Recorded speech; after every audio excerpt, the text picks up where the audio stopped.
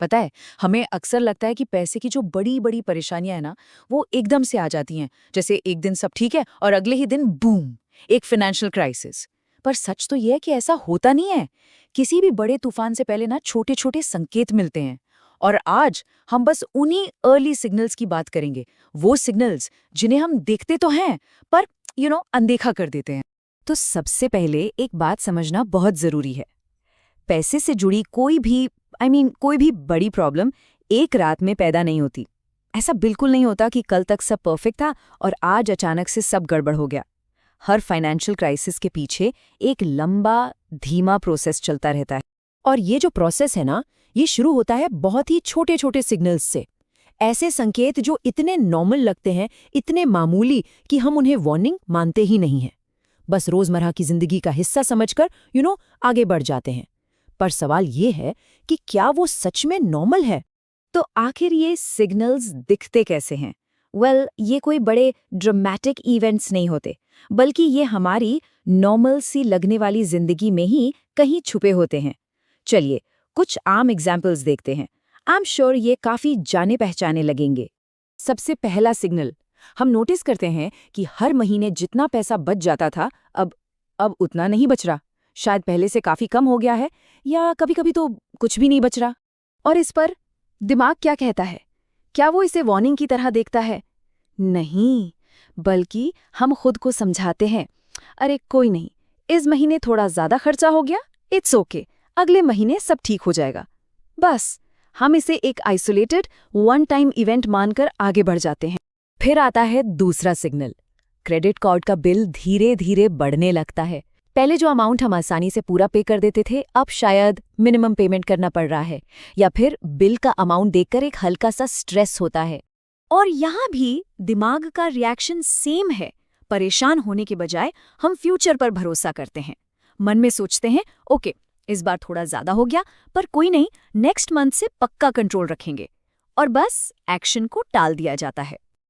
और अब ये तीसरा और शायद सबसे अहम सिग्नल। देखिए, इमरजेंसी फंड से पैसा निकालना गलत नहीं है, आखिर वो है ही उसी लिए।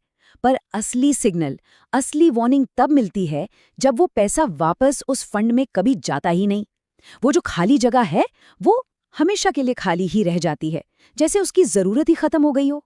तो सवाल ये उठता है कि जब ये सारे सिग्नल्स इतने साफ हैं, सेविंग का गिरना, बिल का बढ़ना, इमरजेंसी फंड का खाली रहना, तो फिर ये हमें रेड फ्लैग्स यानी खतरे की घंटी जैसे क्यों नहीं लगते?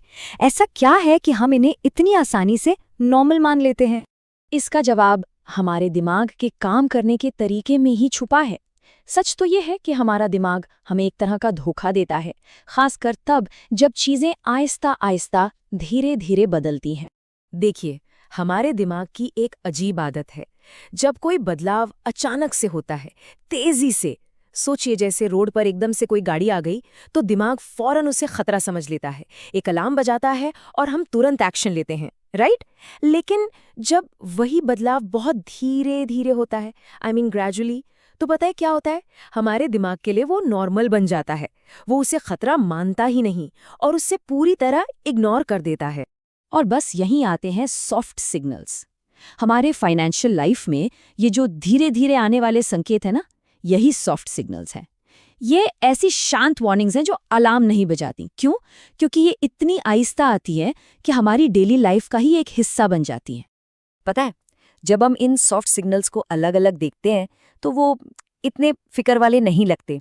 सेविंग थोड़ी कम हो गई, बिल थोड़ा बढ़ गया, छोटी छोटी बातें। पर जब हम इन सारे डॉट्स को कनेक्ट करते हैं ना, तब एक छुपा हुआ पैटर्न सामने आता है। और ये पैटर्न है छोटी छोटी एडजस्टमेंट्स का रास्ता। सबसे पहला स्टेप, सेविंग से कॉम्प्रोमाइज। मन कहता है थोड़ा कम बचा लेंगे, क्या फर्क पड़ता है। फिर जब वो भी काफी नहीं होता, तो हम अपने कंफर्ट से कॉम्प्रोमाइज करते हैं। शायद थोड़ी सस्ती चीजें खरीदना शुरू कर देते हैं, या कहीं आना जाना बंद कर देते हैं।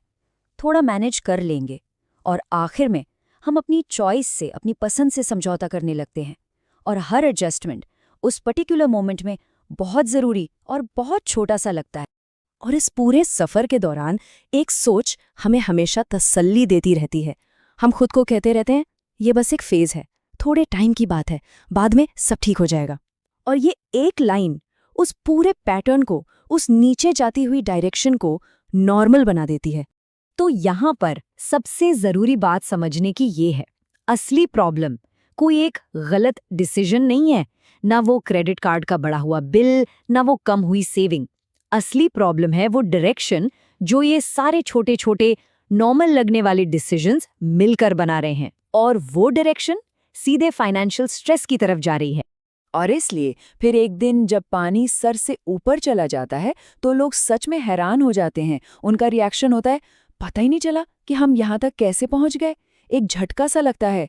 क्यों? क्योंकि उस धीमे शांत सफर पर तो कभी ध्यान ही नहीं गया था। तो फिर इस सबका असली सच क्या है? मतलब इस सारी बात का पॉइंट क्या है? देखिए, इस पूरी डिस्कशन का मकसद पैनिक फैलाना या डर पैदा करना बिल्कुल नहीं है, बिल्कुल भी नहीं।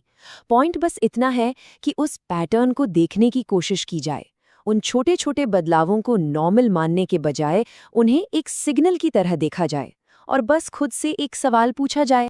और वो सवाल ये है कि क्या पता जिसे हम आज अपनी जिंदगी का नॉर्मल हिस्सा मानकर चल रहे हैं, वही कल एक बड़े प्रेशर या दबाव की वजह बन जाए। चूंकि सिग्नल्स वो तो हमेशा होते हैं, संकेत हमेशा मौजूद रहते हैं। फर्क सिर्फ इतना है कि बस हम उन्हें नॉर्मल मान लेते हैं।